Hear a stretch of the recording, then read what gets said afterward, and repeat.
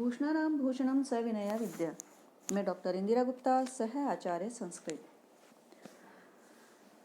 वैदिक साहित्य श्रृंखला के इससे पूर्व भाग में हमने अथर्ववेद संहिता, उसके विभिन्न नाम और शाखाओं का अध्ययन किया। आज हम अथर्ववेद संहिता की विषय वस्तु को जानेंगे। विद्यार्थियों, अथर्ववेद में इंद्र, अग्नि, वरुण, यम आदि ऋग्वेदीय देवों की स्तुतियां हैं और धर्म, अध्यात्म, पाप, पुण्य आदि का दार्शनिक विवेचन भी है। भृगु, कश्यप, अंगिरस आदि प्राचीन ऋषि भी हैं और बादनारायण, गोपत, उद्दालक आदि अनेक नवीनतम ऋषि भी हैं। पाश्चात्य विद्वानों ने अथर्ववेद में विविध प्रकार के अभिचार मंत्रों का ही आधिक्य प्रतिपादित किया, किंतु इस संहिता में आत्मज्ञान एवं ब्रह्म विद्या का अत्यंत उत्कृष्ट विवेचन भी प्राप्त होता है।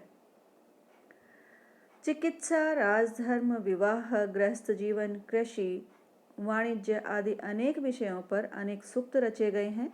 अन्य वेदों में विषयों की यह विविधता अनुपलब्ध ही नहीं, अचिंतनीय भी है। विद्यार्थियों, अथर्ववेद में कांडों के अनुसार प्रतिपाद्य विषय संक्षेप में इस प्रकार कह सकते हैं। पहले कांड में पाशमोचन, शर्म प्राप्ति तथा विविध रोगों से छुटकारा पाने के लिए प्रयुक्त किए जाने वाले मंत्र हैं।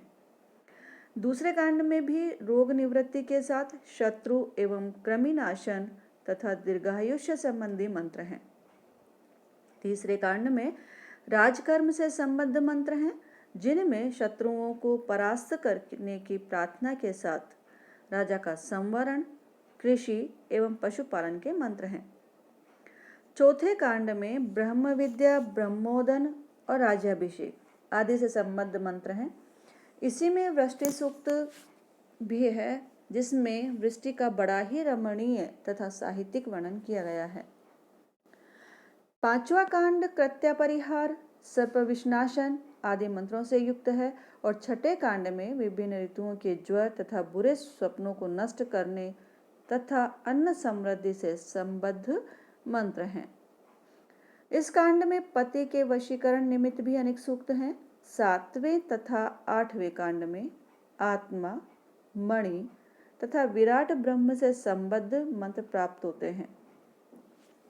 नवें कांड में मधु विद्या, अतिथि सत्कार, यक्ष्मनाशन आदि के मंत्र हैं और 10वें कांड में कृत्य निवारण, सर्प विनाशन तथा विराट ब्रह्म के महत्व का वर्णन है।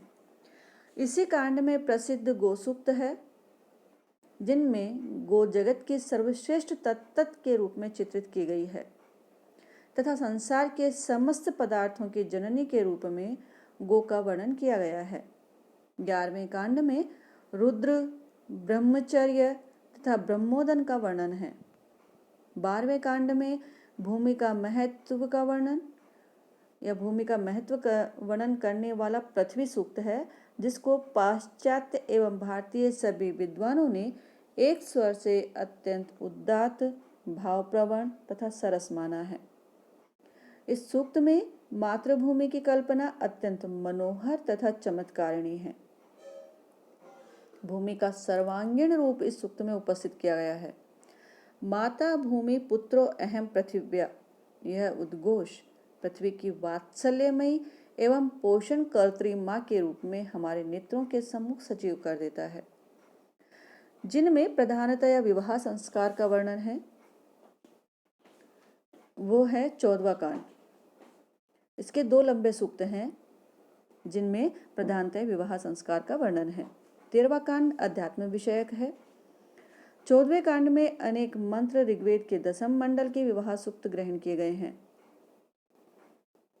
15वां कांड व्रात्य कांड है। इस कांड के 2 अनुवाकों में 18 सूक्त हैं, जिनमें अनेक गद्यात्मक मंत्र भी हैं। व्रात्य का सामान्य अर्थ है द्विज कुल में जन्म लेने पर भी उपनयन आदि संस्कार से रहित मनुष्य, जो आचार विचार से रहित हो और नियम श्रृंखला में बद्ध न हो।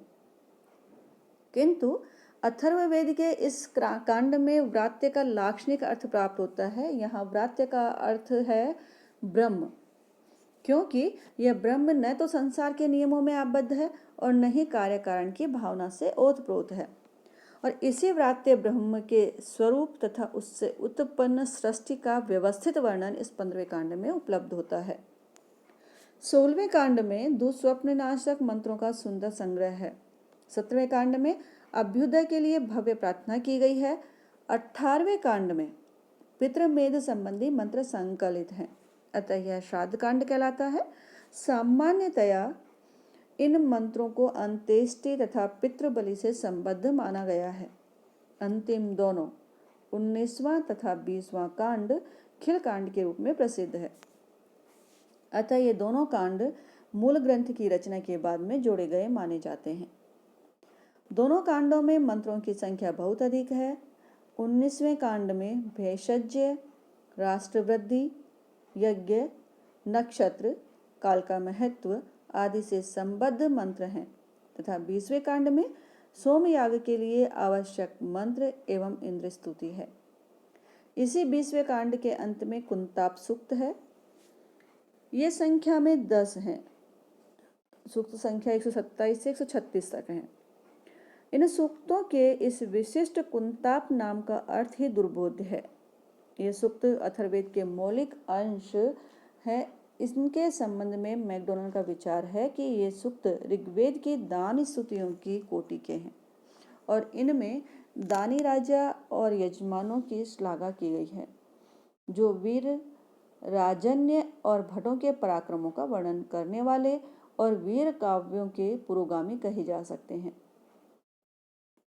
अथर्ववेद के 20 कांडों में प्राप्त संपूर्ण विषय सामग्री को त्रिविधतया विभाजित किया जा सकता है: आध्यात्मिक वर्णन, आधिदैविक वर्णन और आदि भौतिक वर्णन।